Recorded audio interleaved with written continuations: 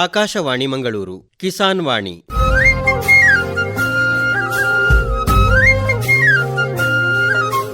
ಕಿಸಾನ್ ವಾಣಿ, ಕಿಸಾನ್ ವಾಣಿ, ಜೈ ಕಿಸಾನ್, ಜೈ ಕಿಸಾನ್, ಜೈ ಕಿಸಾನ್, ಕಿಸಾನ್ ವಾಣಿ. ಈ ಕಾರ್ಯಕ್ರಮದ ಪ್ರಾಯೋಜಕರು ಕೃಷಿ ಹಾಗೂ ರೈತ ಕಲ್ಯಾಣ ಸಚಿವಾಲಯ, ಭಾರತ ಸರ್ಕಾರ. ಪ್ರಧಾನಮಂತ್ರಿ ಕಿಸಾನ್ ಮಾನ್ಧನ್ ಯೋಜನೆ ಸಿಗುವುದು ಪೆನ್ಷನ್ನ ಆಸರೆಯು, ಆಗದು ನಿರಾಸರೆ ಇನ್ನು, ಸಿಗುವುದು ಸಂತಸದ ಕ್ಷಣವು, ಕಳೆಯುವುದು ಸುಖದಿಂದ ವೃದ್ಧಾಪ್ಯ ರಕ್ಷಿತ ಆಗುವ ಅನ್ನದಾತ ಸುರಕ್ಷಿತ ಆಗುವ ಅನ್ನದಾತ. ಪ್ರಧಾನಮಂತ್ರಿ ಕಿಸಾನ್ ಮಾನ್ಧನ್ ಯೋಜನೆಯಿಂದ ಲಘು ಮತ್ತು ಸಣ್ಣ ಹಿಡುವಳಿದಾರ ರೈತರ ಭವಿಷ್ಯವಾಗುತ್ತೆ ಸುರಕ್ಷಿತ. 60 ವರ್ಷ ವಯಸ್ಸಾದ ನಂತರ 3,000 ರೂಪಾಯಿಗಳ ಮಾಸಿಕ ಪೆನ್ಷನ್ ಖಚಿತ. 55ರಿಂದ 200 ರೂಪಾಯಿಗಳ ಮಾಸಿಕ ಶುಲ್ಕ ನೀಡಿ 18ರಿಂದ 40 ವರ್ಷ ತನಕ ರೈತರು ಪ್ರವೇಶಿಸಬಹುದು. ಈ ಅಂಶದಾನ ಯೋಜನೆಯಲ್ಲಿ ಸರ್ಕಾರ ನೀಡುತ್ತದೆ ಸಮಪಾಲು ಕೊಡುಗೆ. ಎಲ್ಲ ರೈತ ಬಾಂಧವರು ಈ ಸೇವೆಯ ಪ್ರಯೋಜನಕ್ಕಾಗಿ ಜನಸೇವಾ ಕೇಂದ್ರಕ್ಕೆ ಹೋಗಿ ಉಚಿತವಾಗಿ ತಮ್ಮ ಹೆಸರನ್ನು ನೋಂದಾಯಿಸಿಕೊಳ್ಳಿ. ಪ್ರಧಾನಮಂತ್ರಿ ಕಿಸಾನ್ ಮಾನ್ಧನ್ ಯೋಜನೆ ಅನ್ನದಾತರ ಪರಿಶ್ರಮಕ್ಕಾಗಿ ಈಗ, ಪೆನ್ಷನ್ನಿಂದ ಅವರ ಮನೆ ಸುರಕ್ಷಿತ. ಕೃಷಿ ಮತ್ತು ರೈತ ಕಲ್ಯಾಣ ಖಾತೆ ಭಾರತ ಸರ್ಕಾರದ ವತಿಯಿಂದ ಜನಹಿತಕ್ಕಾಗಿ ಜಾರಿ. ರೈತ ಬಾಂಧವರಿಗೆಲ್ಲ ನಮಸ್ಕಾರ. ಇಂದಿನ ಕಿಸಾನ್ ವಾಣಿ ಕಾರ್ಯಕ್ರಮದಲ್ಲಿ ಖೇತ್ ಬಚಾವೋ ಅಭಿಯಾನ ಅಥವಾ ಕೃಷಿ ರಕ್ಷಿಸಿ ಅಭಿಯಾನ, ಇದರ ಅಂಗವಾಗಿ ಭತ್ತದ ಬೆಳೆಯಲ್ಲಿ ಸುಧಾರಿತ ಬೇಸಾಯ ಕ್ರಮಗಳು, ಈ ಕುರಿತು ಕೃಷಿ ವಿಜ್ಞಾನ ಕೇಂದ್ರ ದಕ್ಷಿಣ ಕನ್ನಡ ಇದರ ಬೇಸಾಯ ಶಾಸ್ತ್ರಜ್ಞರಾದ ಡಾಕ್ಟರ್ ಹರೀಶ್ ಶೆಣೈ ಅವರೊಂದಿಗೆ ಸಂದರ್ಶನ ಕೇಳೋಣ. ಸಂದರ್ಶಿಸುವವರು ರಜನಿ ಭಟ್. ಕೃಷಿಕ ಬಾಂಧವರಿಗೆಲ್ಲ ನಮಸ್ಕಾರ. ಖೇತ್ ಬಚಾವೋ ಅಭಿಯಾನದಲ್ಲಿ ಇವತ್ತು ನಮ್ಮ ಜೊತೆ ICAR ಕೃಷಿ ವಿಜ್ಞಾನ ಕೇಂದ್ರ ಇದರಲ್ಲಿ ಬೇಸಾಯ ಶಾಸ್ತ್ರಜ್ಞರು, ಸಹಾಯಕ ಪ್ರಾಧ್ಯಾಪಕರು ಆಗಿರುವಂತಹ ಡಾಕ್ಟರ್ ಹರೀಶ್ ಶೆಣೈ ಅವರು ನಮ್ಮ ಜೊತೆ ಇದ್ದಾರೆ. ಇವರು ಇವತ್ತು ಭತ್ತದ ಬೆಳೆಯಲ್ಲಿ ಸುಧಾರಿತ ಬೇಸಾಯ ಕ್ರಮಗಳು ಎಂಬ ವಿಚಾರದ ಬಗ್ಗೆ ನಮ್ಮೊಡನೆ ಮಾತನಾಡಲಿದ್ದಾರೆ. ಕಾರ್ಯಕ್ರಮಕ್ಕೆ ಸ್ವಾಗತ ಸರ್. ನಮಸ್ತೆ. ನಮಸ್ತೆ ಮೇಡಮ್. ಸರ್, ಇವಾಗ ಭತ್ತದ ಬೆಳೆಯಲ್ಲಿ ಸುಧಾರಿತ ಬೇಸಾಯ ಕ್ರಮಗಳು ಎಂದಕ್ಷಣ ನಮ್ಮ ಮುಂದೆ ಬರುವಂತಹ ಒಂದು ಪ್ರಶ್ನೆ, ಭತ್ತದ ಕೃಷಿಯ ಪ್ರಾಮುಖ್ಯತೆ ಏನು? ಅಂದ್ರೆ ನಾವೇ ಊಟ ಮಾಡ್ತೇವೆ ಇಲ್ಲಿ, ಆದ್ರೆ ಅದರ ಪ್ರಾಮುಖ್ಯತೆ ಬಗ್ಗೆ ನಮ್ಗೆ ಗೊತ್ತಿಲ್ಲ. ಇದರ ಬಗ್ಗೆ ಒಂದು ಹೇಳ್ಬೋದಾ? ಭತ್ತ ಎಂಬುದು ಒಂದು ಪ್ರಮುಖ ಏಕದಳ ಧಾನ್ಯ ಅಂತ ನಾವು ಹೇಳ್ಬೋದು. ನಮ್ಮ ವಿಶ್ವದಲ್ಲಿ ಸುಮಾರು 60ರಷ್ಟು ಒಂದು ವಿಸ್ತೀರ್ಣದಲ್ಲಿ ಈ ಒಂದು ಭತ್ತವನ್ನು ಬೆಳೀತಾ ಇದ್ದಾರೆ. ಇದರ ಒಂದು 90ರಷ್ಟು ಭಾಗ ಏಷ್ಯಾ ಖಂಡದಲ್ಲಿ ಭತ್ತವನ್ನು ಬೆಳೆಯೋದನ್ನು ನಾವು ನೋಡ್ಬೋದಾಗಿದೆ. ನಮ್ಮ ಭಾರತದಲ್ಲಿ ಭತ್ತದ ಉತ್ಪಾದನೆ ಅಥವಾ ಅಕ್ಕಿ ಉತ್ಪಾದನೆ ವಿಶ್ವದಲ್ಲಿ ಇರುವಂತಹ ಎಷ್ಟು ಉತ್ಪಾದನೆ ಆಗ್ತಾ ಇದ್ರೆ 28% ಭಾರತದಲ್ಲಿ ಉತ್ಪಾದನೆ ಆಗ್ತಾ ಇರೋದನ್ನ ನಾವು ಗಮನಿಸಬಹುದಾಗಿದೆ. ಇತ್ತೀಚಿನ ದಿನಗಳಲ್ಲಿ ಚೀನಾವನ್ನ ಹಿಂದಿಕ್ಕಿ ಭಾರತ ಇವತ್ತು ಉತ್ಪಾದನೆಯಲ್ಲಿ ಪ್ರಥಮ ಸ್ಥಾನದಲ್ಲಿ ಇದೆ ಅಂತ ಹೇಳಿಕ್ಕೆ ನಮಗೆ ತುಂಬಾ ಹೆಮ್ಮೆ ಅನಿಸುತ್ತೆ. ಈ ನಮ್ಮ ದಕ್ಷಿಣ ಕನ್ನಡ ಜಿಲ್ಲೆಯಲ್ಲಿ ಸುಮಾರು 9,600 ಹೆಕ್ಟೇರ್ ಪ್ರದೇಶದಲ್ಲಿ ಭತ್ತವನ್ನು ಬೆಳೀತಿದ್ದಾರೆ. ಇದು ಒಂದು ಪ್ರಮುಖವಾದ ಆಹಾರ ಬೆಳೆ ಅಂತ ನಾವು ಹೇಳ್ಬೋದು. ಇಲ್ಲಿ ಇದನ್ನ ಮುಂಗಾರು, ಹಿಂಗಾರು ಮತ್ತು ಬೇಸಿಗೆ ಇದರ ಜೊತೆಗೆ ಬೆಟ್ಟು, ಮಜಲು, ಬಯಲು ಎಂಬ 3 ಒಂದು ಸನ್ನಿವೇಶದಲ್ಲಿ ರೈತ ಬಾಂಧವರು ಇದನ್ನು ಬೆಳೆಯುವುದನ್ನು ನಾವು ಗಮನಿಸಬಹುದಾಗಿದೆ. ಇನ್ನು ಮುಂಗಾರಿನಲ್ಲಿ ಹೆಚ್ಚು ಪ್ರದೇಶದಲ್ಲಿ ಬೆಳೀತಾರೆ, ಹಿಂಗಾರು ಮತ್ತೆ ಬೇಸಿಗೆಯಲ್ಲಿ ಸ್ವಲ್ಪ ಕಡಿಮೆ ಪ್ರದೇಶ ಆಗುತ್ತೆ. ಭತ್ತದ ಇದೊಂದು ಕೃಷಿ ಅಂತ ನಾವು ಹೇಳಕ್ಕಾಗಲ್ಲ. ಇದೊಂದು ನಮ್ಮ ದಕ್ಷಿಣ ಕನ್ನಡ ಜಿಲ್ಲೆಯ ಸಂಸ್ಕೃತಿ ಮತ್ತು ಪರಂಪರೆಯ ಒಂದು ಭಾಗ ಅಂತ ನಾವು ಹೇಳ್ಬೋದು. ಇದರಲ್ಲಿ ಕೇವಲ ಕೃಷಿಕರು ಮಾತ್ರ, ಇದು ಇಡೀ ಒಂದು ಸಮಾಜ ಒಂದು ಭತ್ತದ ಕೃಷಿಯಲ್ಲಿ ತೊಡಗಿಸಿದೆ ಅಂತ ನಾವು ಹೇಳ್ಬೋದು. ಮತ್ತೆ ಇಲ್ಲಿ ಬೆಳೆಯುವಂತ ಭತ್ತ ಏನಿದೆ ಅದು ವಿಶಿಷ್ಟತೆ ಅಂದ್ರೆ ಬೇರೆ ಜಿಲ್ಲೆಗಳಲ್ಲಿ ನಾವು ಬಿಳಿ ಅಕ್ಕಿಯನ್ನು ಬೆಳೆಯೋದನ್ನು ನೋಡಬಹುದು, ಆದರೆ ನಮ್ಮ ಜಿಲ್ಲೆಯಲ್ಲಿ ಕುಚಲಕ್ಕಿಯನ್ನು ಹೆಚ್ಚು ನಾವು ಬಳಕೆಯನ್ನು ಮಾಡ್ತೀವಿ. ಅದಕ್ಕೆ ಸಂಬಂಧಪಟ್ಟಂತ ಈ ಕೆಂಪು ತಳಿಯ ಭತ್ತದ ತಳಿಗಳನ್ನ ನಾವು ಇಲ್ಲಿ ನಮ್ಮ ದಕ್ಷಿಣ ಕನ್ನಡ ಜಿಲ್ಲೆಯಲ್ಲಿ ಉಪಯೋಗ ಮಾಡೋದನ್ನ ನಾವು ಗಮನಿಸಬಹುದಾಗಿದೆ. ಇವಾಗ ಮುಂಗಾರು ಹಿಂಗಾರಿನ ಬಗ್ಗೆ ತಾವು ಇದರಲ್ಲಿ ಉಲ್ಲೇಖ ಮಾಡಿದರೆ, ಹಾಗಿದ್ರೆ ಮುಂಗಾರು ಹಂಗಾಮಿಗೆ ರೈತರು ಭತ್ತದ ಕೃಷಿಗೆ ಯಾವ ರೀತಿಯಲ್ಲಿ ತಯಾರಿ ನಡೆಸಬೇಕಾಗ್ತದೆ? ಹೌದು, ಈಗಾಗಲೇ ಮುಂಗಾರು ಹಂಗಾಮು ಪ್ರಾರಂಭವಾಗಿದೆ. ಈ ಹಂತದಲ್ಲಿ ನಮ್ಮ ಜಿಲ್ಲೆಯ ಪ್ರಮುಖ ಆಹಾರ ಬೆಳೆಯಾಗಿರುವಂತಹ ಭತ್ತದ ಕೃಷಿಗೆ ರೈತರು ತಯಾರಿಯನ್ನು ನಡೆಸುವುದು ಅನಿವಾರ್ಯ. ಇದರಲ್ಲಿ ಒಂದು ಗದ್ದೆಯ ತಯಾರಿ ಇರ್ಬೋದು, ನೇಜಿಗಳ ತಯಾರಿ ಇರ್ಬೋದು, ಬೀಜ ಮತ್ತು ಗೊಬ್ಬರ ಮುಂತಾದ ಪರಿಕರಗಳನ್ನು ಕೊಂಡು ಮತ್ತೆ ಸಂಗ್ರಹ ಮಾಡಿಕೊಳ್ಳುವಂಥದ್ದು, ತಮ್ಮಲ್ಲಿ ಲಭ್ಯವಿರುವಂತಹ ಸಾವಯವ ಗೊಬ್ಬರಗಳನ್ನು ಬಳಕೆ ಮಾಡುವಂಥದ್ದು, ಮತ್ತು ಗದ್ದೆ ತಯಾರಿಯಲ್ಲಿ ಬಳಕೆ ಮಾಡುವಂಥ ಯಂತ್ರಗಳೇನಿದೆ, ಟಿಲ್ಲರ್ ಇರ್ಬೋದು, ಟ್ರ್ಯಾಕ್ಟರ್ ಇರ್ಬೋದು, ನಾಟಿ ಯಂತ್ರ ಇರ್ಬೋದು, ಇವುಗಳ ಸುಸ್ಥಿತಿಯಲ್ಲಿ ಇದೆಯೋ ಇಲ್ವೋ ಇವನ್ನೆಲ್ಲ ಅವರು ಪರೀಕ್ಷೆ ಮಾಡಿ ಇದನ್ನ ಕೊಡೋದು ಬಹಳ ಮುಖ್ಯವಾಗಿರುವಂಥದ್ದು. ಮುಂಗಾರಿನ ಹಂಗಾಮಿಗೆ ಯಾವ ರೀತಿ ತಯಾರಿ ನಡೆಸಬೇಕು ಅಂತ ಹೇಳಿದ್ರಿ. ಈಗ ದಕ್ಷಿಣ ಕನ್ನಡ ಜಿಲ್ಲೆಗೆ ಶಿಫಾರಸು ಮಾಡಿರುವಂತಹ ಭತ್ತದ ತಳಿಗಳು ಯಾವುವು? ಯಾಕಂದ್ರೆ ಈಗ ಮುಂಗಾರಿಗೆ ತಯಾರಿ ನಡೆಸಬೇಕು ಅಂತಿದ್ರೆ ಭತ್ತದ ತಳಿಗಳ ಬಗ್ಗೆ ಮಾಹಿತಿ ಬೇಕು. ಈ ತಳಿಗಳ ವಿಶೇಷತೆ ಸಹ ಏನು ಅಂತ ಹೇಳ್ತೀರಾ? ಖಂಡಿತ. ನಮ್ಮ ಕರಾವಳಿ ಪ್ರದೇಶದಲ್ಲಿ ಇದು ಕೃಷಿ ವಲಯ ಹತ್ತರಲ್ಲಿ ಬರುತ್ತೆ. ಇಲ್ಲಿ ಸುಮಾರು 3,500 ಮಿಲಿಮೀಟರ್ ಅಷ್ಟು ಮಳೆ ಬರುತ್ತೆ.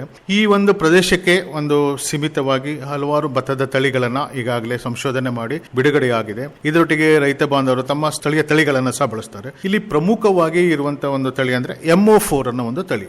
MO ಅಂದ್ರೆ ಮೊನ್ಕೊಂಪು ಅಂತೇಳಿ, ಮೊನ್ಕೊಂಪು ರಿಜಿಸ್ಟ್ರೇಷನ್ ಕೇರಳದಲ್ಲಿದೆ. ಇದರಲ್ಲಿ ಹಲವಾರು ತಳಿಗಳನ್ನ, ಇಲ್ಲಿ ಸುಮಾರು 22 ತಳಿಗಳನ್ನ ಇಲ್ಲಿ ಸಂಶೋಧನೆ ಮಾಡಿ ಬಿಡುಗಡೆ ಮಾಡಿದ್ದಾರೆ. 95ಕ್ಕಿಂತ ಮೊದಲು ಒಂದು 4-5 ತಳಿಗಳನ್ನ ಈ ಒಂದು ಪ್ರದೇಶಕ್ಕೆ ತಂದು ಇದರಲ್ಲಿ MO4 ಅನ್ನೋ ತಳಿ ಇಲ್ಲಿ ಈ ಒಂದು ಪ್ರದೇಶಕ್ಕೆ ಉತ್ತಮವಾಗಿ ಬರುತ್ತೆ ಅಂತ ತಿಳ್ಕೊಂಡು ಇದನ್ನ ಭದ್ರಾ ಅನ್ನೋ ಹೆಸರಲ್ಲಿ 95ರಲ್ಲಿ ಬಿಡುಗಡೆಯನ್ನ ಮಾಡಿದ್ರು. ಈಗ ನಮ್ಮ ಕೃಷಿ ವಿಜ್ಞಾನ ಕೇಂದ್ರ ಏನಿದೆ ಇಲ್ಲಿ ಮೊದಲು ಭತ್ತದ ಸಂಶೋಧನಾ ಕೇಂದ್ರ ಒಂದು ಕಾರ್ಯಾಚರಣೆ ಮಾಡ್ತಾ ಇತ್ತು.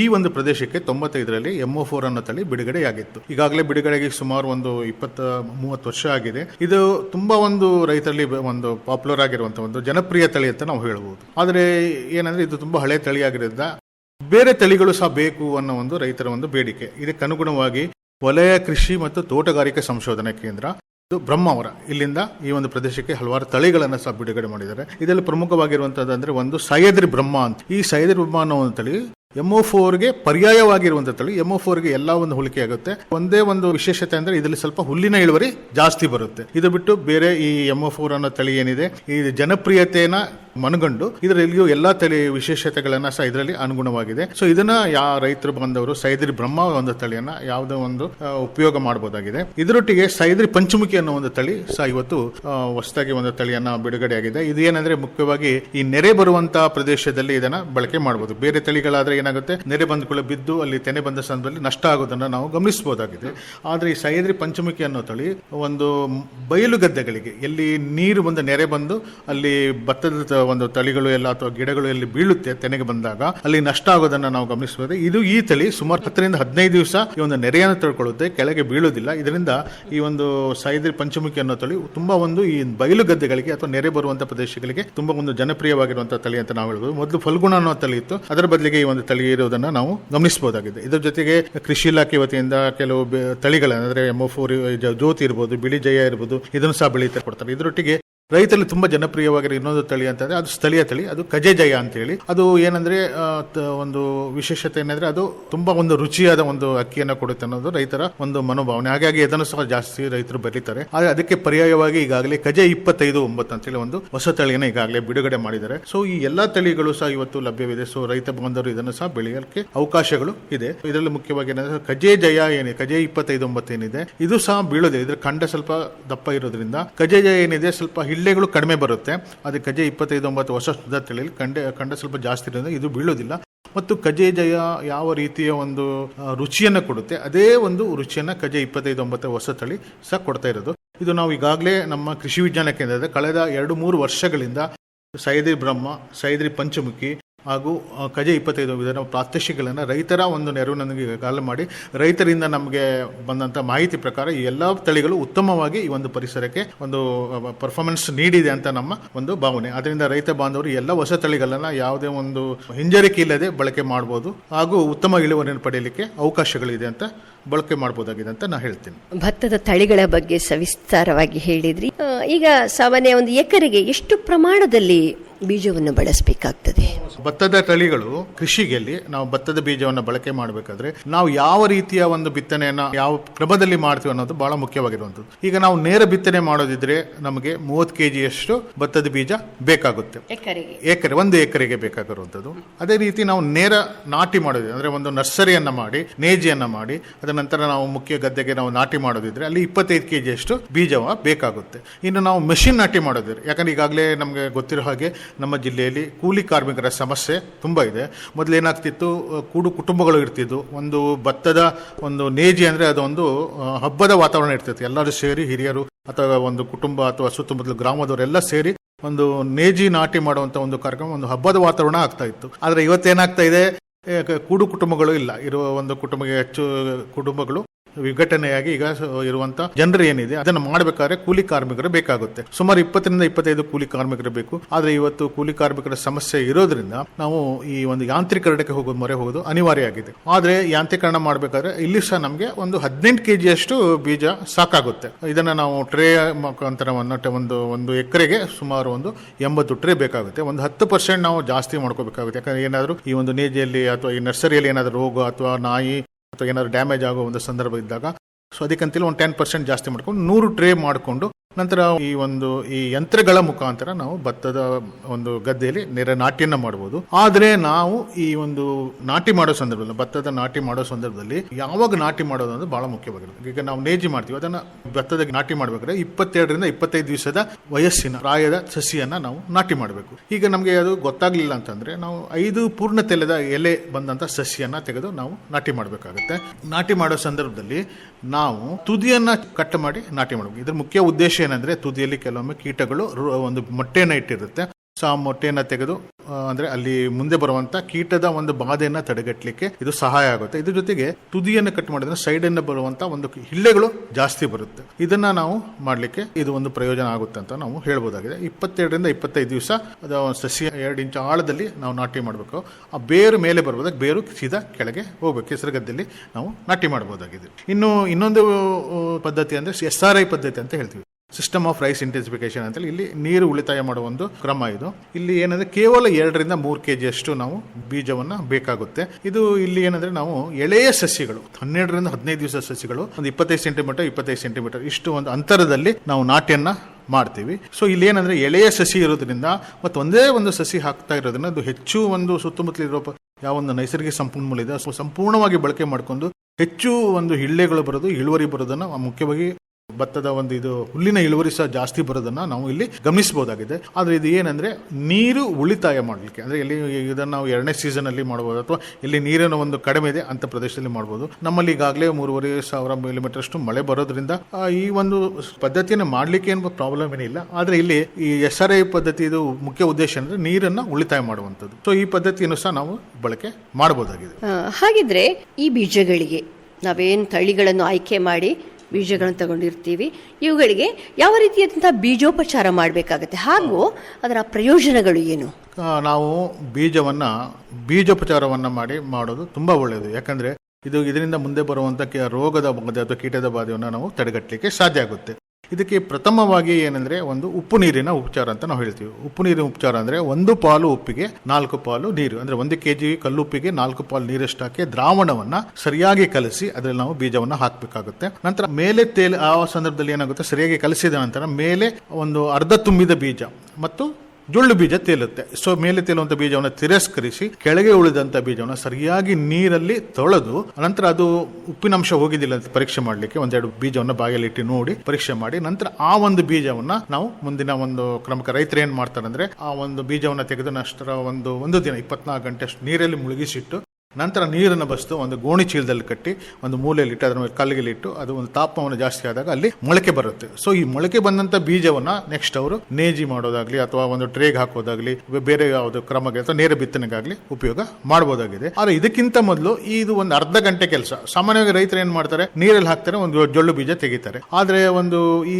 ಅರ್ಧ ತುಂಬಿದ ಬೀಜ ಏನಿದೆ ಇದಕ್ಕೆ ಮೊಳಕೆ ಹೊಡೆಯುವ ಶಕ್ತಿ ಇದೆ, ಆದ್ರೆ ಒಂದು ಕೀಟ ರೋಗದ ಬಾಧೆ ತಡ್ಕೊಳ್ಳುವ ಶಕ್ತಿ ಇರೋದಿಲ್ಲ. ಇದರಲ್ಲಿ ಹಿಳ್ಳೆಗಳು ಸಹ ಕಡಿಮೆ ಇರುತ್ತೆ, ಇದರಿಂದ ಇಳುವರಿಯೂ ಸಹ ಕಡಿಮೆ ಆಗುತ್ತೆ. ಸೊ ಈ ಸಂದರ್ಭದಲ್ಲಿ ಉಪ್ಪು ನೀರಿನ ಉಪಚಾರ ಮಾಡಿದಾಗ ಸುಮಾರು 1.5-2 kg ಅಷ್ಟು ಇಂಥ ಒಂದು ಉಪಯೋಗವಿಲ್ಲದ ಬೀಜಗಳು ಹೋಗುತ್ತೆ. ಸೊ ಇಲ್ಲಿ ಏನಾಗುತ್ತೆ, ನಮಗೆ ಒಳ್ಳೆಯ ಬೀಜ ಮಾತ್ರ ಸಿಗುತ್ತೆ. ಮುಂದೆ ಇದರಿಂದ ಬರುವಂತ ಅಂದ್ರೆ ಬಿತ್ತಿದಂತೆ ಬೆಳೆ ಅಂತ ನಾವು ಹೇಳ್ತೀವಿ. ಸೊ ಈ ಬೀಜ ಒಳ್ಳೆ ಬೀಜದಿಂದ ಬರುವಂತ ಬೆಳೆಯಿಂದ ಯಾವುದೇ ಕೀಟ ರೋಗದ ಬಾಧೆ ಬರೋದಿಲ್ಲ, ಇದರಿಂದ ಕಡಿಮೆ ಆಗುತ್ತೆ. ಇದರೊಟ್ಟಿಗೆ ಹಿಳ್ಳೆಗಳು ಸ್ವಲ್ಪ ಜಾಸ್ತಿ ಆಗುತ್ತೆ ಮತ್ತೆ ಆರೋಗ್ಯಕರವಾದ ಒಂದು ಬೆಳೆ ಬರುತ್ತೆ ಅಂತ ನಾವು ಹೇಳ್ಬೋದಾಗಿದೆ. ಇದು ಒಂದು ಭಾಗ. ಇದು ಅಂದ್ರೆ ನಾವು ಈ ಉಪ್ಪು ನೀರು ಉಪಚಾರ ಮಾಡಿ ಹೊರಗೆ ಬಂದಂತ ಅಂದ್ರೆ ಹಸಿ ಇರುತ್ತೆ ಆ ಬೀಜ. ಇದಕ್ಕೆ ನೆಕ್ಸ್ಟ್ ಇನ್ನೊಂದು ಉಪಚಾರವನ್ನ ನಾವು ಮಾಡಬೇಕು. ಸಾಮಾನ್ಯವಾಗಿ ರೈತ ಬಾಂಧವರು ಈಗ ಏನಂದ್ರೆ ಮುಖ್ಯವಾಗಿ ಇದರಲ್ಲಿ ಬರುವಂತ ಒಂದು ಪ್ರಮುಖವಾದ ರೋಗ ಅಂದ್ರೆ ಬೆಂಕಿ ರೋಗ. ಈ ಬೆಂಕಿ ರೋಗಕ್ಕೆ ಮೂಲ ಅಂದ್ರೆ ಬೀಜದಲ್ಲಿ ಇರುವಂತದ್ದು. ಬೀಜದಲ್ಲಿ ಆ ಒಂದು ಸೂಕ್ಷ್ಮ ಜೀವಿಗಳಿರುತ್ತೆ. ಆದ್ರಿಂದ ಆ ಸೂಕ್ಷ್ಮ ಜೀವಿಗಳಿಗೆ ನಾವು ಉಪಚಾರವನ್ನ ಮಾಡಬೇಕು. ಇದು ಏನಂದ್ರೆ ಮೊದಲನೇದು ಉಪ್ಪು ನೀರಿನ ಉಪಚಾರ ಅಂದ್ರೆ ಒಳ್ಳೆಯ ಬೀಜವನ್ನು ಆಯ್ಕೆ ಮಾಡುವಂಥದ್ದು. ಎರಡನೇ ಉಪಚಾರ ಅಂದ್ರೆ ಆ ಬೀಜದಲ್ಲಿ ಇರುವಂತ ಸೂಕ್ಷ್ಮ ಜೀವಿಗಳಂದ್ರೆ ರೋಗಕಾರಕ ಸೂಕ್ಷ್ಮ ಜೀವಿಗಳ ಒಂದು ತೆಗೆಯುವಂಥದ್ದು. ಇದಕ್ಕೆ ಏನ್ ಮಾಡ್ಬೇಕಂದ್ರೆ ಸಾಮಾನ್ಯವಾಗಿ ಒಂದು ಶಿಲೀಂಧ್ರ ನಾಶಕ ಒಂದು ಸಿಗುತ್ತೆ, ಬಾವಿಸ್ಟಿನ್ ಅಂತೇಳಿ. 1 kg 1 ಗ್ರಾಮ್ ಲೆಕ್ಕದಲ್ಲಿ ಹಾಕಿ ಕೈಗೆ ಒಂದು ಪ್ಲಾಸ್ಟಿಕ್ ಕಟ್ಕೊಂಡು ಸರಿಯಾಗಿ ಒಂದು ಬೀಜಕ್ಕೆ ಒದ್ದೆಯಾದ ಬೀಜ ಆಗಿರುತ್ತೆ ಸರಿಯಾಗಿ ಲೇಪನವನ್ನು ಮಾಡಬೇಕು.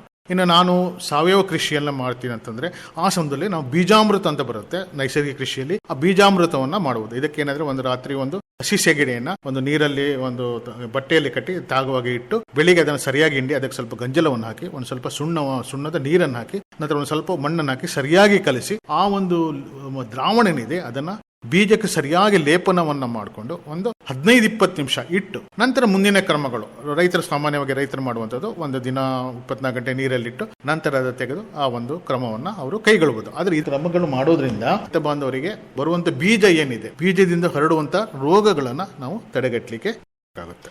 ಈಗ ನೋಡಿ, ಒಂದು ನೇಜಿ ಅಂತ ಹೇಳುವಾಗಲೇ ಒಂದು ಸುಂದರ ನಮಗೆ ಪರಿಕಲ್ಪನೆ, ಒಂದು ದೃಶ್ಯ ನಮ್ಮ ಕಣ್ಣ ಮುಂದೆ ಬರ್ತದೆ. ಈ ಭತ್ತದ ನೇಜಿಯನ್ನು ಯಾವ ರೀತಿ ತಯಾರಿಸಬೇಕು ಹಾಗೂ ಇದರ ನಾಟಿ ಯಾವಾಗ ಮಾಡಬೇಕು ಹಾಗೂ ಅದರಲ್ಲಿ ಅನುಸರಿಸಬೇಕಾದಂತಹ ಕ್ರಮಗಳು. ಭತ್ತದ ನಾವು ನೇಜಿಯನ್ನು ಮಾಡಬೇಕಾದ್ರೆ ಈಗಾಗಲೇ ನಾನು ಹೇಳಿದಾಗೆ ಯಾಂತ್ರಿಕತೆ ಭತ್ತದ ಮಾಡೋ ಸಂದರ್ಭದಲ್ಲಿ ನಾವು 180ರಿಂದ 100 ಟ್ರೇ ಅಷ್ಟು ಸಸಿ ಮಡಿಯನ್ನು ಮಾಡಿ ನಂತರ ಬೇಸಿನ್ಗೆ ಹಾಕಿ ನಾಟಿ ಮಾಡುವಂಥದ್ದು.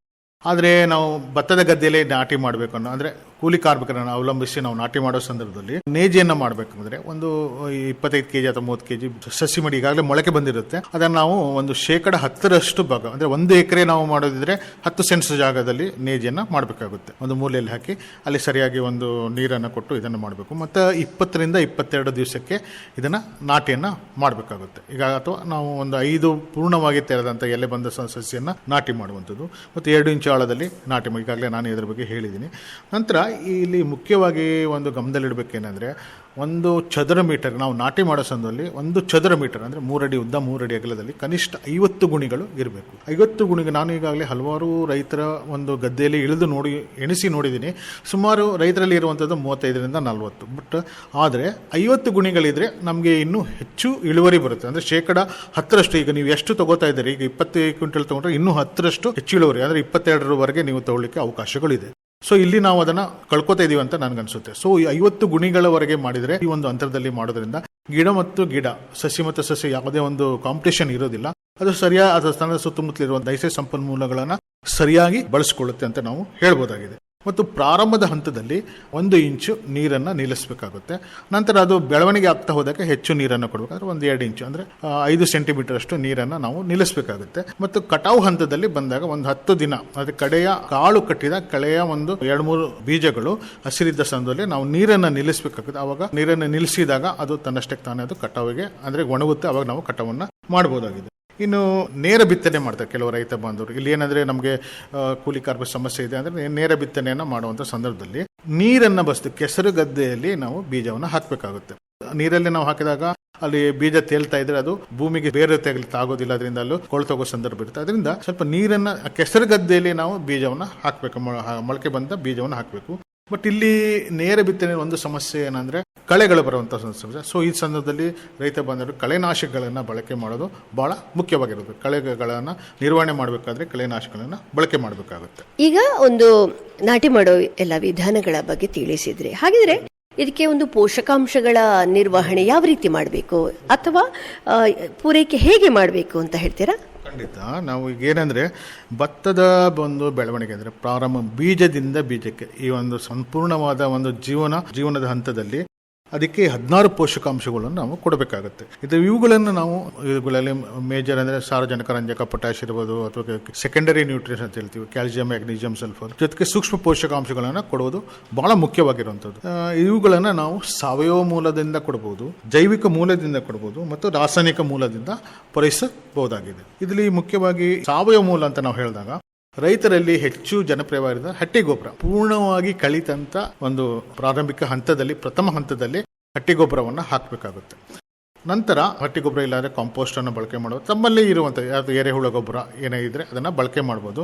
ಸೊ ಹಟ್ಟಿ ಗೊಬ್ಬರ ಹಾಕೋದಿದ್ರೆ ಒಂದು 4 ಟನ್ ಪ್ರತಿ ಎಕರೆಗೆ ಹಾಕಬೇಕಾಗುತ್ತೆ. ಇಲ್ಲಾಂದ್ರೆ ಕಾಂಪೋಸ್ಟ್ ಬಳಕೆ ಮಾಡಿದ್ರೆ ಒಂದು 2 ಟನ್ನು, ಇಲ್ಲ ಎರೆಹುಳ ಗೊಬ್ಬರ ಮಾಡೋದಿದ್ರೆ ಒಂದು 2 ಟನ್ ಅಷ್ಟು ಬಳಕೆ ಮಾಡ್ಬೋದು. ಇದು ಪ್ರಾಥಮಿಕ ಹಂತದಲ್ಲಿ. ನೆಕ್ಸ್ಟ್ 2ನೇ ಹಂತದಲ್ಲಿ ನಾವು ಈ ಒಂದು ನಮಗೆ ನಮ್ಮ ಜಿಲ್ಲೆಯಲ್ಲಿ ಹೆಚ್ಚು ಮಳೆ ಬರ್ತಾ ಇರೋದ್ರಿಂದ ಇಲ್ಲಿ ಒಂದು ಮಣ್ಣು, ಒಂದು ಅಮ್ಲೀಯ ಮಣ್ಣು ಇರೋದ್ರಿಂದ ಇಲ್ಲಿ ನಾವು ಸುಣ್ಣವನ್ನು ಬಳಕೆ ಮಾಡೋದು ಬಹಳ ಮುಖ್ಯವಾಗಿರುವಂಥದ್ದು. ಈ 2ನೇ ಹಂತದಲ್ಲಿ ನಾವು ಸುಣ್ಣವನ್ನು ಒಂದು 200 kg ಅಷ್ಟು ಒಂದು ಗದ್ದೆಗೆ ಹಾಕಬೇಕಾಗುತ್ತೆ. ನಂತರ ಇದಾದ ನಂತರ ಒಂದು 3ನೇ ಹಂತದಲ್ಲಿ ನಾವು ಈ ಒಂದು ಸೂಕ್ಷ್ಮ ಪೋಷಕಾಂಶಗಳು ಅಂದರೆ ಜಿಂಕ್ ಸಲ್ಫೇಟ್ ಮತ್ತು ಬೋರಾನ್. ನಮ್ಮ ಜಿಲ್ಲೆಯಲ್ಲಿ ಜಿಂಕ್ ಅನ್ನೋ ಒಂದು ಸೂಕ್ಷ್ಮ ಪೋಷಕಾಂಶ ತುಂಬಾ ಕಡಿಮೆ ಇದೆ ಹಾಗೂ ಕೊರತೆ ಇರೋದ್ರಿಂದ ಜಿಂಕ್ ಸಲ್ಫೇಟ್ ಮತ್ತು ಬೋರಾನ್ ಇವನ್ನ ಜಿಂಕ್ ಸಲ್ಫೇಟ್ ಒಂದು 8 kg ಮತ್ತು ಬೋರಾನ್ 1 kg ಇದನ್ನ ಹಾಕಬೇಕಾಗುತ್ತೆ. ಇಲ್ಲಿ ಕೊನೆ ಉಳುಮೆ ಹಂತದಲ್ಲಿ ರಾಸಾಯನಿಕ ಗೊಬ್ಬರಗಳನ್ನು ಹಾಕೋದು ಬಹಳ ಮುಖ್ಯವಾಗಿರುವಂಥದ್ದು. ಕೊನೆ ಉಳುಮೆಗಿಂತ ಮೊದಲು ಸಾಮಾನ್ಯವಾಗಿ ಒಂದು ಭತ್ತಕ್ಕೆ 24 kg ಅಷ್ಟು ಸಾರಜನಕ, 12 kg ಅಷ್ಟು ರಂಜಕ ಮತ್ತು 30 kg ಅಷ್ಟು ಪೊಟ್ಯಾಷನ್ನ ಒಂದು ಶಿಫಾರಸು ಮಾಡಿದ್ದಾರೆ. ಈ ಶಿಫಾರಸು ಎರಡನೇದು ಮಣ್ಣು ಪರೀಕ್ಷೆ ಆಧಾರದ ಮೇಲೆ ರಾಸಾಯನಿಕ ಗೊಬ್ಬರವನ್ನು ಕೊಡುವಂಥದ್ದು. ಇದು 2 ರೈತರಿಗೆ ಬಿಟ್ಟಿರುವಂಥದ್ದು. ಒಂದು ಮಣ್ಣು ಪರೀಕ್ಷೆ ಮಾಡಿದರೆ ಮಣ್ಣು ಪರೀಕ್ಷೆ ಆಧಾರದ ಮೇಲೆ ರಾಸಾಯನಿಕ ಗೊಬ್ಬರವನ್ನು ಕೊಡಬಹುದು. ಇಲ್ಲಾದರೆ ನೇರವಾಗಿ ಕೊಡೋದಿದ್ರೆ 24 kg ಅಷ್ಟು ಸಾರಜನಕ, 12 kg ಅಷ್ಟು ರಂಜಕ ಮತ್ತು 30 kg ಅಷ್ಟು ಪೊಟ್ಯಾಷನ್ನ ಪ್ರತಿ ಎಕರೆಗೆ ಕೊಡಬೇಕಾಗುತ್ತೆ. ಇದನ್ನು ನೀವು ನೇರ ಗೊಬ್ಬರ ಮೂಲಕ ಕೊಡೋದಿದ್ರೆ ಯೂರಿಯಾ 1 ಬ್ಯಾಗ್ ಅಂದರೆ 45 kg ಅಷ್ಟು ಮತ್ತು ರಾಕ್ ಫಾಸ್ಫೇಟು 60 kg ಮತ್ತು ಪೊಟ್ಯಾಷಿಯಂ 1 kg ಅಥವಾ 1 ಬ್ಯಾಗ್ ಇದನ್ನು ನಾವು ಬಳಕೆ ಮಾಡಬಹುದಾಗಿದೆ. ಇಲ್ಲಿ ನಾವು ಕೊಡುವ ಹಂತವನ್ನು ಒಳಗಬೇಕು. ಒಂದು ಕೊನೆ ಉಳುಮೆಯಲ್ಲಿ ಯೂರಿಯಾ ಏನಿದೆ ಇದರ 3ನೇ 1 ಭಾಗ ಅಂದರೆ 15 kg ಅಷ್ಟು ಯೂರಿಯಾ, ರಾಕ್ ಫಾಸ್ಫೇಟ್ 1 ಕಂತು ಅಂದರೆ 60 kg ಮತ್ತು ಪೊಟ್ಯಾಷ್ 1 ಕಂತು ಅಂದರೆ 25 kg ಅಷ್ಟು ನಾವು ಎಲ್ಲೂ ಮಿಕ್ಸ್ ಮಾಡಿ ಕೊನೆ ಉಳುಮೆಗಿಂತ ಮೊದಲು ಭೂಮಿಗೆ ಸೇರಿಸಬೇಕಾಗುತ್ತೆ. ನಾಟಿಗೆ ಅಥವಾ ಯಾವಾಗ ನೀವು ಮಾಡ್ತೀವಿ ಅದಕ್ಕಿಂತ ಮೊದಲು ನೀವು ಸೇರಿಸಬೇಕಾಗುತ್ತೆ. ನಂತರ ನೀವು ನಾಟಿಯನ್ನು ಮಾಡಬಹುದು. ಸೊ 2ನೇ ಕಂತು 3ನೇ ಕಂತಲ್ಲಿ ನಾವು ಕೇವಲ ಸಾರಜನಕ ಮತ್ತು ಪೊಟ್ಯಾಷನ್ನ ಬಳಕೆ ಮಾಡಬೇಕು. ಸೊ ಇಲ್ಲಿ ಯೂರಿಯಾ ಮತ್ತು ಪೊಟ್ಯಾಷ್ ಅಷ್ಟೇ ಉಳಿದಿರುತ್ತೆ. ಸೊ ಇದರಲ್ಲಿ 2 ಕಂತುಗಳನ್ನು ಮಾಡಿ 25ರಿಂದ 30 ದಿವಸಕ್ಕೆ 1 ಕಂತು, ನಂತರ 55ರಿಂದ 60 ದಿವಸಕ್ಕೆ 2 ಇನ್ನೊಂದು ಕಂತು. ಸೊ ಈ ರೀತಿ ಮಾಡಿದಾಗ ಭತ್ತದ ಬೆಳೆಯಲ್ಲಿ ಪೋಷಕಾಂಶಗಳ ಏನು ಕೊಡಬೇಕು ನಾವು ಅದು 55-60 ದಿವಸಕ್ಕೆ ಎಲ್ಲ ಕಂಪ್ಲೀಟ್ ಆಗ್ಬಿಡುತ್ತೆ. ಸೊ ಇದರಿಂದ ಈ ಭತ್ತಕ್ಕೆ ಬೇಕಾದ ಎಲ್ಲಾ ಪೋಷಕಾಂಶಗಳನ್ನ ಪೂರೈಕೆ ನಾವು ಇಲ್ಲಿ ಮಾಡಿರೋದನ್ನ ನಾವು ನೋಡಬಹುದಾಗಿದೆ. ರೈತ ಬಾಂಧವರಿಗೆ ಎಲ್ಲೆಲ್ಲ ಅವಕಾಶಗಳಿದೆ ಈ ಏಪ್ರಿಲ್ ಮೇ ತಿಂಗಳಲ್ಲಿ ಹಸಿರೆಲೆ ಗೊಬ್ಬರವನ್ನು ಬಳಕೆ ಮಾಡೋದು ಬಹಳ ಮುಖ್ಯ. ಇದಕ್ಕೆ ಡೈಎಂಚ ಅಥವಾ ಸನ್ನೆಮ್ ಅಂತ ಒಂದು ಸಿಗುತ್ತೆ, ಇಲಾಖೆಯಲ್ಲೂ ಸಹ ಸಿಗುತ್ತೆ. ಇದನ್ನ ಹಾಕಿ 35ರಿಂದ 40 ದಿವಸಕ್ಕೆ ಅಂದ್ರೆ ಹೂ ಬರೋಕ್ಕಿಂತ ಮೊದಲು, ಹೂ ಆಡೋಕ್ಕಿಂತ ಹಂತದಲ್ಲಿ ಅದನ್ನ ಮುಗ್ಗುಡಿಯೋದು ಅಂದ್ರೆ ಭೂಮಿಗೆ ಸೇರಿಸಿ ಅಲ್ಲಿ ನೀರಿನಲ್ಲಿ ಸೇರಿ ಅದು ಕೊಳೆತು ಗೊಬ್ಬರ ಆಗುತ್ತೆ. ನಂತರ ಅದನ್ನ ಈ ಕೊಳೆತು ಹಸಿರೆಲೆ ಗೊಬ್ಬರ ಬಳಕೆ ಮಾಡೋದ್ರಿಂದ ನಾವು ರಾಸಾಯನಿಕ ಗೊಬ್ಬರದಲ್ಲಿ ಸುಮಾರು 25-30ರಷ್ಟು ನಾವು ಕಡಿಮೆ ಮಾಡಬಹುದಾಗಿದೆ. ಸೊ ಇದು ಹಸಿರೆಲೆ ಗೊಬ್ಬರವನ್ನು ನಾವು ಬಳಕೆ ಮಾಡಬಹುದಾಗಿದೆ. ಇನ್ನು ಜೈವಿಕ ಗೊಬ್ಬರಗಳು ಈಗಾಗಲೇ ನಾಳೆ ಇದರಲ್ಲಿ ನಮ್ಮ ಭತ್ತದ ಬೆಳೆಯಲ್ಲಿ ಜೈವಿಕ ಗೊಬ್ಬರಗಳಂದ್ರೆ ಅಜೋಸ್ಪಿಲ್ಲಮ್ ಅನ್ನು ಬಳಕೆ ಮಾಡಬಹುದು ಮತ್ತು ಪಿ ಸಾಲ್ಬಲೈಸಿಂಗ್ ಬ್ಯಾಕ್ಟೀರಿಯಾ ಅಂತ ಬರುತ್ತೆ, ರಂಜಕ ಕರಗಿಸುವ ಗೊಬ್ಬರ ಅಂತೇಳಿ. ಈ ರಂಜಕವನ್ನು ಹಾಕಿದಾಗ ಏನಾಗುತ್ತೆ ಅದು ಭೂಮಿಯಲ್ಲಿ ಸೇರ್ಕೊಳ್ಳೋದು ಫಿಕ್ಸೇಷನ್ ಅಂತ ನಾವು ಹೇಳ್ತೀವಿ. ಅದನ್ನ ರಿಲೀಸ್ ಮಾಡಲಿಕ್ಕೆ ನಾವು ಪಿ ಸಾಲ್ಬಲೈಸಿಂಗ್ ಬ್ಯಾಕ್ಟೀರಿಯಾ ಅಂತ ಹೇಳ್ತೀವಿ, ರಂಜಕ ಕರಗಿಸುವ ಗೊಬ್ಬರ ಅಂತೇಳಿ. ಅದನ್ನ ಸಹ ಬಳಕೆ ಮಾಡಬಹುದಾಗಿದೆ. ಹೇಗೆ ಬಳಕೆ ಅಂದ್ರೆ ಈಗ ಲಿಕ್ವಿಡ್ ಅಲ್ಲಿ ಬರುತ್ತೆ ಇದು ಅಜೋಸ್ಪಿಲ್ಲಮ್ ಅಂತ ಹೇಳಿ. ಸೊ ನಾವು ನಾಟಿ ಮಾಡೋ ಸಂದರ್ಭದಲ್ಲಿ ಒಂದು ಬಕೆಟ್, ಒಂದು 10 ಲೀಟರ್ ಬಕೆಟ್ಗೆ ಒಂದು ಲೀಟರ್ಗೆ 5 ml ಆಗಿ ಒಂದು 50 ml ಹಾಕಿ ಸರಿಯಾಗಿ ಕಲಿಸಿ ಈ ಒಂದು ಸಸಿ ನಾಟಿ ಮಾಡುವಂತ ಸಸಿ ಏನಿದೆ ಅದರ ಒಂದು ಬೇರನ್ನ ಒಂದು 15-20 ನಿಮಿಷ ಅದರಲ್ಲಿ ಇಟ್ಟು ನಂತರ ನಾವು ನಾಟಿ ಮಾಡಬಹುದು. ಇದರಿಂದ ಏನಾಗುತ್ತೆ ವಾತಾವರಣದಲ್ಲಿರೋ ಸಾರಜನಕವನ್ನು ಸಹ ಅದು ಭೂಮಿಗೆ ಸೇರಿಸುವಂತ ಕಾರ್ಯಕ್ರಮ ಈ ಅಜೋಸ್ಪಿಲ್ಲಮ್ ಅಂತ ಸೂಕ್ಷ್ಮಜೀವಿ ಮಾಡುತ್ತೆ. ಇನ್ನು ನಾವು ಈ ಒಂದು ರಂಜಕ ಕರಗಿಸುವ ಗೊಬ್ಬರ ಏನಿದೆ ಅದನ್ನ ನಾವು ಈಗ ಮೊದಲ ಹಂತದಲ್ಲಿ ನಾವು ಈಗಾಗಲೇ ಹೇಳಿದೆ ಹಟ್ಟಿ ಗೊಬ್ಬರ ಹಾಕ್ತೀವಿ ಅಂತ. ಹಟ್ಟಿ ಗೊಬ್ಬರ ಜೊತೆ ನಾವು ಈ ಒಂದು ಪಿ ಸಾಲ್ಬಲೈಸಿಂಗ್ ಬ್ಯಾಕ್ಟೀರಿಯಾ ಏನಿದೆ ಒಂದು ಎಕರೆಗೆ ಒಂದು 200 ಗ್ರಾಮಿಂದ 300 ಗ್ರಾಮ್ ಅಥವಾ 200 ಅಥವಾ 400 ಗ್ರಾಮ್ ಏನಿದೆ ಅದನ್ನು ಹಟ್ಟಿ ಗೊಬ್ಬರ ಜೊತೆ ಮಿಕ್ಸ್ ಮಾಡಿ ಹಟ್ಟಿ ಗೊಬ್ಬರ ಹಾಕೋ ಸಂದರ್ಭದಲ್ಲಿ ನಾವು ಭೂಮಿಗೆ ಸೇರಿಸಬಹುದಾಗಿದೆ. ಸೊ ಈ ರೀತಿ ನಾವು ಜೈವಿಕ ಗೊಬ್ಬರ, ಸಾವಯವ ಗೊಬ್ಬರ ಮತ್ತು ರಾಸಾಯನಿಕ ಗೊಬ್ಬರ ಮಣ್ಣು ಪರೀಕ್ಷೆ ಆಧಾರದ ಮೇಲೆ ಇವೆಲ್ಲ ಬಳಸಿಕೊಂಡು ನಾವು ಸಮಗ್ರ ಪೋಷಕಾಂಶ ನಿರ್ವಹಣೆ ಮಾಡಿದ್ರೆ ನಾವು ಇಲ್ಲಿ ಭತ್ತದಲ್ಲಿ ಉತ್ತಮ ಇಳುವರಿ ಪಡೆಯಲಿಕ್ಕೆ ಸಾಧ್ಯ ಇದೆ. ಇದುವರೆಗೆ ಗೊಬ್ಬರಗಳ ನಿರ್ವಹಣೆಯ ಬಗ್ಗೆ ಹೇಳಿದ್ರಿ. ಹಾಗಾದ್ರೆ ಈಗ ನಮ್ಮ ದಕ್ಷಿಣ ಕನ್ನಡದಲ್ಲಿ ತುಂಬಾ ಗದ್ದೆಗಳು ಹಡಿಲು ಬಿದ್ದಿವೆ. ಈ ಹಡಿಲು ಬಿದ್ದಂತಹ ಗದ್ದೆಗಳ ಪುನಶ್ಚೇತನ ಹೇಗೆ ಮಾಡಬಹುದು? ತಮ್ಮ ಅಭಿಪ್ರಾಯ ಏನು ಇದರಲ್ಲಿ? ನಮ್ಮ ಜಿಲ್ಲೆಯಲ್ಲಿ ಸುಮಾರು 9300 ಹೆಕ್ಟೇರ್ ಪ್ರದೇಶದಲ್ಲಿ ಈಗಾಗಲೇ ಭತ್ತವನ್ನು ಬೆಳೀತಿದ್ದಾರೆ. ಆದರೆ ಇಲ್ಲಿ ಕೆಲವೊಂದು ಸಂದರ್ಭದಲ್ಲಿ ರೈತ ಬಾಂಧವರು ಪಡೀಲು ಬಿಡುವಂಥ ಒಂದು ಪರಿಪಾಠ ಇರೋದು ಬಹಳ ಖೇದಕರ ಸಂಗತಿ ಅಂತ ನಾವು ಹೇಳ್ಬೋದು. ಇದಕ್ಕೆ ಹಲವಾರು ಕಾರಣಗಳಿದೆ, ಅಂದರೆ ಸಾಮಾಜಿಕ, ಆರ್ಥಿಕ ಅಥವಾ ಬೇರೆ ಬೇರೆ ಕಾರಣಗಳು ಇರಬಹುದು. ಆದರೆ ಒಂದು ಗ್ರಾಮದಲ್ಲಿ ಒಂದು ಭತ್ತದ ಗದ್ದೆ ಅಂದರೆ ಕೇವಲ ಅದು ಕೃಷಿಕರು ಮಾತ್ರ, ಅಲ್ಲಿರುವಂಥ ಸಮುದಾಯ ಮತ್ತು ಸಮಾಜಕ್ಕೆ ಸೇರಿರುವಂಥದ್ದು. ಯಾವುದೇ ಒಂದು ಹಡಿಲು ಗದ್ದೆಯನ್ನು ಬಿಟ್ಟಾಗ ಅದನ್ನು ವಹಿಸ್ಕೊಂಡು ಅದು ಮತ್ತೆ ಪುನಶ್ಚೇತನಗೊಳಿಸೋದು ಎಲ್ಲರ ಒಂದು ಜವಾಬ್ದಾರಿ ಅಂತ ನಾನು ಹೇಳ್ಬೋದಾಗಿದೆ. ಈ ನಿಟ್ಟಿನಲ್ಲಿ ಈಗಾಗಲೇ ನಮ್ಮ ಜಿಲ್ಲೆಯಲ್ಲಿ ಹಲವಾರು ಕಾರ್ಯಕ್ರಮಗಳು ಆಗ್ತಾ ಇದೆ. ಇಲ್ಲಿ ಏನಂದ್ರೆ ಮುಖ್ಯವಾಗಿ ಈಗ ಕೊರೋನಾ ಸಂದರ್ಭದಲ್ಲಿ ನಾವು ಗಮನಿಸಬಹುದಾಗ ಏನಂದ್ರೆ ಹಲವಾರು ಜನ ತಮ್ಮ ಊರಿಗೆ ವಾಪಸ್ ಬಂದು ಮತ್ತೆ ಭತ್ತದ ಕೃಷಿಯನ್ನು ಮಾಡಿದ್ರು. ಇದರಲ್ಲಿ ಹೆಚ್ಚು ಭತ್ತದ ಕೃಷಿ ಕವರ್ ಆಗಿರೋದ್ರೆ ಹಡಿಲು ಗದ್ದೆಗಳೇ ಮಾತ್ರ. ಈಗ ಮತ್ತೆ ಅದು ಹೋಗ್ತಾ ಇರೋದು, ಮತ್ತೆ ಅದನ್ನ ಪುನಶ್ಚೇತನ ಮಾಡಲಿಕ್ಕೆ ಹಲವಾರು ಅವಕಾಶಗಳು ಸಹ ಇದೆ. ಸರ್ಕಾರದಿಂದ ಹಲವಾರು ಒಂದು ಪ್ರೋತ್ಸಾಹ ಸಹ ಬರ್ತಾ ಇದೆ. ಇನ್ನು ನಮ್ಮ ಕೃಷಿ ವಿಜ್ಞಾನ ಕೇಂದ್ರದಲ್ಲಿ ನಾವು ಏನು ಮಾಡ್ತಾ ಇದ್ದೀವಿ ಅಂದರೆ ವಿದ್ಯಾರ್ಥಿಗಳನ್ನ NSS ವಿದ್ಯಾರ್ಥಿಗಳು ಅಥವಾ ವಿದ್ಯಾರ್ಥಿಗಳ ಕಾಲೇಜ್ ವಿದ್ಯಾರ್ಥಿಗಳನ್ನ ಅವರನ್ನು ಒಳಗೂಡಿಸಿ ಈ ಮುಂದಿನ ಅಂದ್ರೆ ಒಂದು ಮುಖ್ಯವಾದ ಹಂತ ಅಂದ್ರೆ ಇದು ಕೂಲಿ ಕಾರ್ಮಿಕ ಸಮಸ್ಯೆ ಇರೋದ್ರಿಂದ ಇವರನ್ನ ನಾವು ಒಳಗೊಂಡು ಇವರಿಗೆ ಇದರ ಕುರಿತು ಒಂದು ಮಾಹಿತಿಯನ್ನ ನೀಡಿ ಇವರನ್ನ ಈ ನೇಜಿ ಅಥವಾ ನಾಟಿ ಮಾಡೋ ಸಂದರ್ಭದಲ್ಲಿ ವಿದ್ಯಾರ್ಥಿಗಳನ್ನ ಒಳಗೊಂಡು ನಾವು ಇಲ್ಲಿ ಕೃಷಿಯನ್ನ ಮಾಡ್ತಾ ಇದ್ವಿ ಕಳೆದ 2-3 ವರ್ಷಗಳಿಂದ. ಇದರೊಟ್ಟಿಗೆ ನಮ್ಮ ಜಿಲ್ಲೆಯಲ್ಲಿ ಬೇರೆ ಬೇರೆ ಕಡೆ ಈ ಅಡಿಲು ಗದ್ದೆ ಅಂದ್ರೆ ಕೇವಲ ರೈತರದು ಮಾತ್ರ ಅಲ್ಲ, ಆ ಸುತ್ತಮುತ್ತಲು ಇರುವಂತಹ ಯುವಕ ಸಂಘ ಯುವತಿಯರ ಸಂಘ ಸಹ ಎಲ್ಲರೂ ಸೇರ್ಕೊಂಡು ಇವತ್ತು ಆ ಭತ್ತದ ಗದ್ದೆಯನ್ನ ಒಂದು ನೇಜಿಯನ್ನ ನಾಟಿ ಮಾಡೋದನ್ನ ನಾವು ಗಮನಿಸಬಹುದಾಗಿದೆ. ನಾವು ಹೋದ ವರ್ಷ ಸಹ ಇಲ್ಲಿ ತೊಕ್ಕುಟ ಹತ್ರ ಒಂದು ಗ್ರಾಮದಲ್ಲಿ ಸುಮಾರು ಒಂದು 5-6 ಎಕರೆ ಅಡಿಲು ಬಿದ್ದಂತ ಗದ್ದೆಗಳನ್ನ ಪುನಶ್ಚೇತನ ಮಾಡಲಿಕ್ಕೆ ಅಲ್ಲಿ ಎಲ್ಲಾ ಕಾಲೇಜಿನ ವಿದ್ಯಾರ್ಥಿಗಳು ಮತ್ತೆ ಸುತ್ತಮುತ್ತಲಿರುವ ಒಂದು ಎಲ್ಲ ಗಣ್ಯರು ಇದಕ್ಕೆ ನಮ್ಮ ಈ ಗೌರವಾನ್ವಿತ ಮಂತ್ರಿಗಳಾದ ಈ UT ಖಾದರ್ ಅವರು ಸಹ ಈ ಒಂದು ಕಾರ್ಯಕ್ರಮದಲ್ಲಿ ಭಾಗವಹಿಸಿದ್ರು. ಇದು ತುಂಬಾ ಒಂದು ಸಂತೋಷಕರವಾದ ಸಂಗತಿ ಅಂತ ನಾವು ಹೇಳ್ಬೋದು.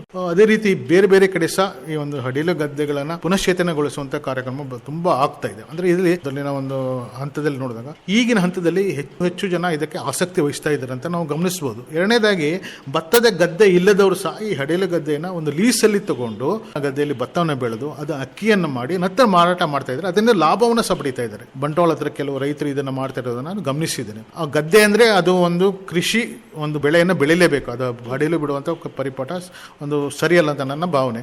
ಸೊ ಇದು ಪುನಶ್ಚೇತನಗೊಳಿಸಬೇಕಾದ್ರೆ ಕೇವಲ ಅವ್ರದ್ದು ಮಾತ್ರ ಅಲ್ಲ, ಇಡೀ ಒಂದು ಸಮಾಜದ ಒಂದು ಜವಾಬ್ದಾರಿ ಇದೆ ಅಂತ ನಾವು ಸಮಾಜದಲ್ಲಿ ಅಂದ್ರೆ ನಮ್ಮ ಸರ್ಕಾರದ ಎಲ್ಲ ಅಧಿಕಾರಿಗಳು ಇರ್ಬೋದು, ಕೃಷಿ ವಿಜ್ಞಾನ ಕೇಂದ್ರ ಇರ್ಬೋದು, ಇಲಾಖೆ ಇರ್ಬೋದು, ಯುವಕ ಸಂಘದವರು ಇರ್ಬೋದು, ಇದರೊಟ್ಟಿಗೆ ಎಲ್ಲರೂ ಸೇರ್ಕೊಂಡು ಈ ಒಂದು ಪುನಶ್ಚೇತನಗೊಳಿಸುವಂತ ಮಹತ್ತರ ಒಂದು ಜವಾಬ್ದಾರಿ ಮಾಡಿದ್ರೆ. ಯಾಕಂದ್ರೆ ನಾವೆಲ್ಲ ಸಮಾಜದಲ್ಲಿ ಇದ್ದೀವಿ, ಸಮಾಜಕ್ಕೆ ಒಂದು ಮತ್ತೊಂದು ನಾವು ವಾಪಸ್ ಕೊಡಬೇಕಾದ್ರೆ ಒಂದು ಮಹತ್ತರ ಕಾರ್ಯ, ಒಂದು ಪುಣ್ಯ ಕಾರ್ಯ ಅಂತ ನಾನು ಹೇಳ್ಬೋದು. ಸೊ ಈ ಒಂದು ಎಲ್ಲೆಲ್ಲಿ ಪಡೆಯಲಿದೆ ಅಲ್ಲಿ ಸಮುದಾಯದ ಜನ ಅಥವಾ ಎಲ್ಲ ಒಂದೊಬ್ರು ನಾಯಕತ್ವ ತಗೊಂಡು ಅದನ್ನ ಒಂದು ಪುನಶ್ಚೇತನಗೊಳಿಸುವ ಕಾರ್ಯಕ್ರಮ ಮಾಡಬೇಕಂತ ನಾನು ಈ ಸಂದರ್ಭದಲ್ಲಿ ಹೇಳ್ತೀನಿ. ಹಡಿಲು ಬಿದ್ದಂತಹ ಗದ್ದೆಗಳ ಪುನಶ್ಚೇತನದ ಬಗ್ಗೆ ಬಹಳ ಚೆನ್ನಾಗಿ ಹೇಳಿದ್ರಿ ಸರ್. ಈಗ ಒಂದು ಖೇತ್ ಬಚಾವೋ ಆಂದೋಲನ ಅಥವಾ ಅಭಿಯಾನ, ಕೃಷಿ ಭೂಮಿ ಉಳಿಸಿ ಆಂದೋಲನದಲ್ಲಿ ಒಂದು ಮುಖ್ಯವಾದ ಗುರಿ ಅಂದ್ರೆ ರಾಸಾಯನಿಕ ಯುಕ್ತವನ್ನು ಕಡಿಮೆ ಮಾಡಿ ನಾವು ಸಾವಯವ ಯುಕ್ತವಾದಂತಹ ಭೂಮಿಯನ್ನು ಪಡಿಬೇಕು ಅಂತ. ಈ ಸಂದರ್ಭದಲ್ಲಿ ನೀವು ಇದರಲ್ಲಿ ಹೇಳಿದ್ರಿ ಮಣ್ಣಿನ ಪರೀಕ್ಷೆ ಮಾಡಿ ರಾಸಾಯನಿಕ ಬಳಸಬಹುದು ಅಂತ. ಈ ನಿಟ್ಟಿನಲ್ಲಿ ನಮ್ಮ ರೈತರಿಗೆ ಏನ್ ಹೇಳಿಕೆ ಬಯಸ್ತೀರಿ ಇದರ ಬಗ್ಗೆ? ನಿಮ್ಮ ಕೊನೆಯ ಮಾತೇನು? ಈಗಾಗಲೇ ಖೇತ್ ಬಚಾವ್ ಆಂದೋಲನ ಕಾರ್ಯಕ್ರಮದ ಅಂಗವಾಗಿ ಕೃಷಿ ವಿಜ್ಞಾನ ಕೇಂದ್ರದ ವತಿಯಿಂದ ಮತ್ತು ಇಲಾಖೆಯೊಟ್ಟಿಗೆ ನಾವು ಇಡೀ ಜಿಲ್ಲೆಯಲ್ಲಿ ಒಂದು ಜಾಗೃತಿ ಕಾರ್ಯಕ್ರಮವನ್ನು ಮಾಡ್ತಾ ಇದ್ದೀವಿ. ಇದರೊಟ್ಟಿಗೆ ರೈತ ಬಾಂಧವರು ಈ ಒಂದು ಭತ್ತದ ಕೃಷಿಯನ್ನ ಮಾಡಬೇಕಾದ್ರೆ ಅದಕ್ಕೆ ಸಂಬಂಧಪಟ್ಟಂತ ಮಾಹಿತಿ ಬಹಳ ಮುಖ್ಯವಾಗಿರುತ್ತೆ. ಅದಕ್ಕೆ ಸಂಬಂಧಪಟ್ಟಂತ ವೈಜ್ಞಾನಿಕ ಮಾಹಿತಿಯನ್ನು ಪಡೆದುಕೊಂಡು ಗೊಬ್ಬರಗಳನ್ನು ಬಳಕೆ ಮಾಡೋದು, ಜೊತೆಗೆ ತಮ್ಮಲ್ಲಿ ಇರುವಂತಹ ಸಾವಯವ ಗೊಬ್ಬರ, ಹಲವಾರು ಸಾವಯವ ಗೊಬ್ಬರಗಳಿದೆ, ತಮ್ಮ ಕ್ಷೇತ್ರದಲ್ಲಿ ಉತ್ಪಾದನೆ ಆದಂತಹ ಸಾವಯವ ಗೊಬ್ಬರಗಳನ್ನು ಬಳಕೆ ಮಾಡಿ ಅದರೊಟ್ಟಿಗೆ ಒಂದು ರಾಸಾಯನಿಕ ಗೊಬ್ಬರವನ್ನು ಬಳಕೆ ಮಾಡಬೇಕಾದ್ರೆ ಮಣ್ಣು ಪರೀಕ್ಷೆ ಆಧಾರದ ಮೇಲೆ ಮಾಡಿ ಅಂತ ಹೇಳ್ತಾ ಒಂದು ಸಮತೋಲನ ಗೊಬ್ಬರ ಕೊಟ್ಟಾಗ ಮಾತ್ರ ಭೂಮಿಯ ಫಲವತ್ತತೆಯನ್ನು ನಾವು ಕಾಪಾಡಬಹುದು. ನಾವು ನಮ್ಮ ಪೂರ್ವಜರಿಂದ ಪಡೆದಂತ ಒಂದು ಭೂಮಿ ಏನಿದೆ ಅದು ನಮ್ಮ ಮುಂದಿನ ಪೀಳಿಗೆಗೆ ನಾವು ದಾಟಿಸಬೇಕಾದ್ರೆ ಅದು ನಾವು ಹೇಗೆ ಪಡ್ಕೊಂಡಿದ್ದೀವಿ, ಯಾವ ಫಲವತ್ತತೆಯಲ್ಲಿ ಪಡ್ಕೊಂಡಿದ್ದೀವಿ ಅದೇ ರೀತಿಯಲ್ಲಿ ನಾವು ಫಲವತ್ತತೆಯನ್ನು ಮುಂದುವರಿಸಿಕೊಂಡು ಹೋಗಬೇಕು ಅಂತ ನಾನು ಹೇಳ್ತಾ ಎಲ್ಲ ರೈತ ಬಾಂಧವರು ಭತ್ತದ ಕೃಷಿಯನ್ನು ಮುಂದುವರಿಸಿಕೊಂಡು ಹೋಗಬೇಕು. ಅದರ ಜೊತೆಗೆ ಯಾಕಂದ್ರೆ ನಮ್ಮ ಜಿಲ್ಲೆಯಲ್ಲಿ ನಾವು ಏನು ಒಂದು ಉತ್ಪಾದನೆ ಮಾಡ್ತಾ ಇದ್ದೀವಿ ಕೆಂಪು ತಳಿಯ ಒಂದು ಭತ್ತ ಬೇರೆ ಎಲ್ಲೂ ಬೆಳೆಯೋದಿಲ್ಲ. ಈಗ ನಮ್ಮ ಒಂದು ಆಹಾರ ಸುರಕ್ಷತೆಯ ಒಂದು ಅಂಗವಾಗಿ ನಮ್ಮ ಭತ್ತವನ್ನು ನಾವೇ ಬೆಳಿಬೇಕು. ಬೇರೆ ಒಂದು ಪ್ರದೇಶದಲ್ಲಿ ಒಂದು ಭತ್ತವನ್ನು ಬೆಳೆಯೋದಿಲ್ಲ ಅಥವಾ ಬೇರೆ ಕಡೆಯಿಂದ ನಾವು ತರಿಸೋಕ್ಕೂ ಆಗೋದಿಲ್ಲ. ಸೊ ಈ ಒಂದು ನಮ್ಮ ಜಿಲ್ಲೆಯ ಒಂದು ಭತ್ತದ ಒಂದು ಏನಿದೆ ಕೆಂಪು ತಳಿಯ ಭತ್ತ ಏನಿದೆ ಅದನ್ನು ನಾವೇ ಬೆಳಿಬೇಕು, ನಾವೇ ಒಂದು ಉತ್ಪಾದನೆಯನ್ನು ಮಾಡಬೇಕು. ಅದರಿಂದ ಈ ಅಡಿಲು ಬಿಡುವಂತ ಒಂದು ಪರಿಪಾಠವನ್ನು ಬಿಟ್ಟು ಭತ್ತದ ಕೃಷಿಯನ್ನು ಕೈಗೊಂಡು ಭತ್ತದಲ್ಲಿ ಉತ್ತಮ ಇಳುವರಿ ಪಡೆಯಬೇಕು ಅಂತ ಹೇಳ್ತಾ ಕೃಷಿತೋ ನಾಸ್ತಿ ದುರ್ಭಿಕ್ಷ, ಕೃಷಿಯನ್ನು ಯಾವುದೇ ಕಾರಣಕ್ಕೂ ನಾವು ನಿರ್ಲಕ್ಷ್ಯ ಮಾಡಬಾರ್ದು. ಅದೇ ರೀತಿ ನಾವು ಭತ್ತವನ್ನು ಸಹ ನಾವು ನಿರ್ಲಕ್ಷ್ಯ ಮಾಡಬಾರ್ದು. ನಮ್ಮ ಮುಖ್ಯವಾದ ನಮ್ಮ ಜಿಲ್ಲೆಯ ಪ್ರಮುಖ ಬೆಳೆ ಭತ್ತ, ಅದನ್ನ ಬೆಳೆಸಿ ಉಳಿಸುವಂತ ಕಾರ್ಯಕ್ರಮ ಕೇವಲ ಕೃಷಿಕರು ಮಾತ್ರ, ಇದು ಸಮಸ್ತ ಸಮಾಜದ ಒಂದು ಹೊಣೆಗಾರಿಕೆ ಅಂತ ನಾನು ಹೇಳ್ತೀನಿ.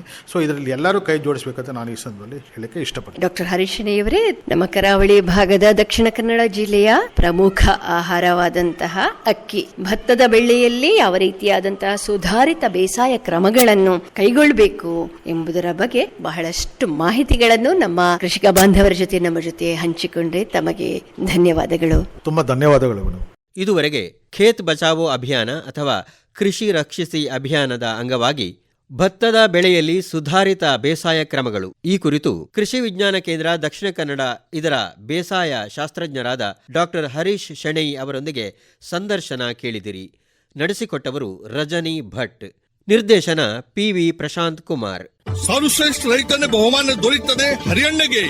ಇದು ಎಲ್ಲಿವರಿಗೆ ನಿಮ್ಮ ಸಫಲತೆಯ ಗುಟ್ಟಿನ ಹೇಳಿ. ನನ್ನ ರೈತ ಬಾಂಧವರೇ, ಈಗ ನೀವು ಸಹ ಉತ್ತಮ ಬೆಳೆಯನ್ನು ಬೆಳೆಯಬಹುದು. ಅದು ಹೇಗೆ? ಹೇಗೆಂದ್ರೆ ಯಾವಾಗ ಯಾವುದೇ ಸಮಸ್ಯೆ ಬಂದಲ್ಲಿ ತಕ್ಷಣ 1-800-180-1551 ಕರೆ ಮಾಡಿ. ಇದು ಯಾರ ನಂಬರ್ ಅಣ್ಣ? ರೈತರ ಕಾಲ್ ಸೆಂಟರ್ದು. ಇಲ್ಲಿ ಕೃಷಿಯ ಎಲ್ಲಾ ಸಮಸ್ಯೆಗಳಿಗೆ ವಿಶೇಷಜ್ಞರು ಉತ್ತರ ಹೇಳ್ತಾರೆ. ಅಲ್ಲಣ್ಣ, ವಿಶೇಷಜ್ಞರು ಅಲ್ಲಿ ಯಾವಾಗೂ ಕೂತಿರ್ತಾರೇನು? ಕೂತಿರ್ತಾರಣ್ಣ. ವರ್ಷದ 365 ದಿನಾಲೂ ಸಿಗ್ತಾರೆ. ಅದು ಸಹ ಬೆಳಗಿನ ಜಾವ 6ರಿಂದ ರಾತ್ರಿ 10 ಗಂಟೆವರೆಗೂ. ಆದ್ರಣ್ಣ ಬಳತ್ತಿನವರೆಗೆ ಮಾತಾಡಿದ್ರೆ ದುಡ್ಡು ಹೆಚ್ಚತ್ತಲ್ವಾ? ಯಾವ ಖರ್ಚು ಇಲ್ಲ. ಮೊಬೈಲ್ ಅಥವಾ ಬೇರೆ ಫೋನ್ ನಿಂದ ರೈತರ ಕಾಲ್ ಸೆಂಟರ್ಗೆ ಉಚಿತವಾಗಿ ಕರೆ ಮಾಡಿ. ಸಲಹೆಗೂ ದುಡ್ಡಿಲ್ಲ. ನಿಜವಾಗ್ಲೂ. ರೈತ ಬಾಂಧವರಿಗೆ ಕೃಷಿಯ ಸಮಸ್ಯೆಗಳಿಗಾಗಿ ನಿಮ್ಮ ಭಾಷೆಯಲ್ಲಿ ತಕ್ಷಣವೇ ಪರಿಹಾರವನ್ನು ಪಡೆಯಲು ಭಾರತಾದ್ಯಂತ ಯಾವುದೇ ಫೋನ್ನಿಂದ ರಾಷ್ಟ್ರೀಯ ಹೆಲ್ಪ್ ಲೈನ್ ನಂಬರ್ 1-800-11800-1551 ಉಚಿತವಾಗಿ ಕರೆ ಮಾಡಿ. ರೈತರ ಗೆಳೆಯ, ರೈತರ ಕಾಲ್ ಸೆಂಟರ್. ಈ ಕಾರ್ಯಕ್ರಮದ ಪ್ರಾಯೋಜಕರು ಕೃಷಿ ಹಾಗೂ ರೈತ ಕಲ್ಯಾಣ ಸಚಿವಾಲಯ, ಭಾರತ ಸರ್ಕಾರ. ಇದು ಇಂದಿನ ಕಿಸಾನ್ ವಾಣಿ. ಮುಂದಿನ ಕಿಸಾನ್ ವಾಣಿಯಲ್ಲಿ ಮತ್ತೆ ಭೇಟಿಯಾಗೋಣ. ನಮಸ್ಕಾರ.